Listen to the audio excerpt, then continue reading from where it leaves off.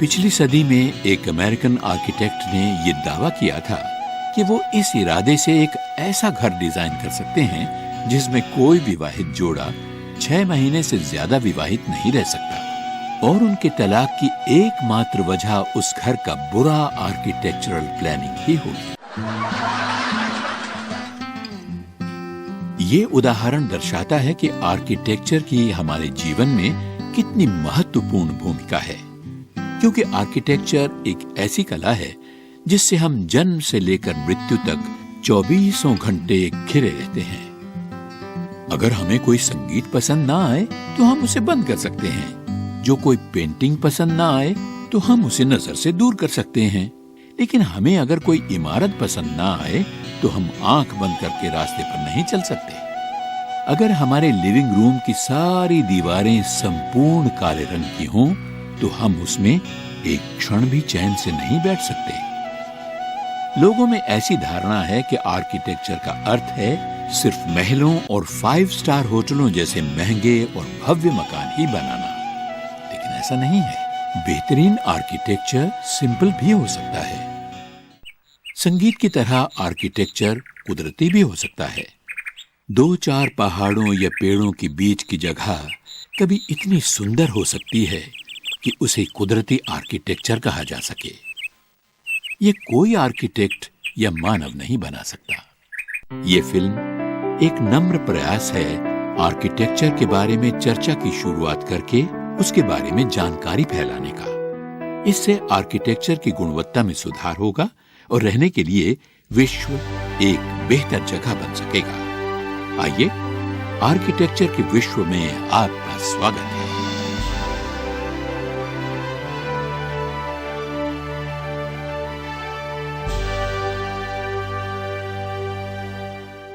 जब हम भारत के भव्य इतिहास पर नजर डालते हैं तो हमें बड़ा गर्व होता है कि विश्व के सर्वश्रेष्ठ आर्किटेक्चर के उदाहरण हमारे यहाँ सदियों पहले तब बनाए गए थे जब आज के तकनीकी विकास की कल्पना भी नहीं थी। ये भारतीय मंदिर आध्यात्मिकता और संपूर्णता के आदर्श प्रतीक हैं। देखकर ही पता चलता है कि बनाने वाले ने उसे सिर्फ रोजी रोटी के स्वार्थ से नहीं, पर बड़े ही परिश्रम, एकाग्रता, श्रद्धा और शांति से बनाया है। भूकंप और तूफान जैसी कुदरती आपत्तियों के बावजूद ये मंदिर 12वीं सदी से अटल खड़े हैं और सदियां गुजर जाने के बाद भी इनकी खूबसूरती का ये आलम है कि इन्हें देखने के लिए कई टूरिस्ट देश विदेश से आज भी यहां आते हैं।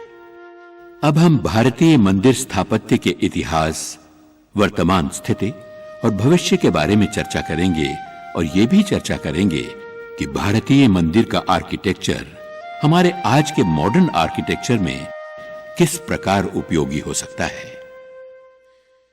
योग और आयुर्वेद की तरह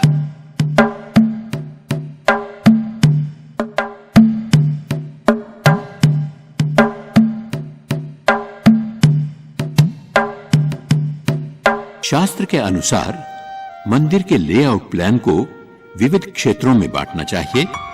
दूसरा नियम यह है कि मंदिर का गर्भगृह, यानी जिस कक्ष में भगवान की मूर्ति रखी जाती है, उसमें कोई खिड़की नहीं होनी चाहिए, परंतु गर्भगृह में एक ही द्वार और वो भी ठीक मूर्ति के सामने होना चाहिए। प्रचलित मान्यता के विरुद्ध परंपरागत भारतीय आर्किटेक्चर की सुंदरता का रहस्य उसका बाहरी सुशोभन या बारीक नक्शी नहीं, पर उसकी सप्रमाणता है। मंदिर के प्रत्येक भाग की लंबाई, चौड़ाई और ऊंचाई एक दूसरे से निश्चित प्रमाण से संबंधित है। कई बार जरूरी संख्या से 1 इंच भी फर्क मंदिर की शास्त्र शुद्धता में दोष पैदा कर सकता है। आज धर्म से जुड़ी प्रक्रियाएं जैसे कि योग और ध्यान दुनिया के हर प्रदेश, ज्ञाति और व्यवसाय में सिर्फ धार्मिक नहीं पर अन्य हेतु से भी प्रचलित हैं। धर्म के अच्छे गुणों की तरह भारत के परंपरागत आर्किटेक्चर के श्रेष्ठ गुण भी आधुनिक जगत के लिए उपयोगी हो सकते हैं। ये एक दुर्भाग्य है कि हम भारतीय हमारे आज के आर्किटेक्चर में यूरोप के आर्किटेक्चर की नकल करते हैं और हमारी अपनी भारतीय शैली की अवगणना करते हैं। परंपरागत भारतीय आर्किटेक्चर के प्लानिंग, कंस्ट्रक्शन और प्रमाण के विविध सिद्धांतों का आज के आर्किटेक्चर में उपयोग हो सकता है। गेटवे ऑफ इंडिया में भारतीय मंदिर के कई अंग और शैली शामिल हैं।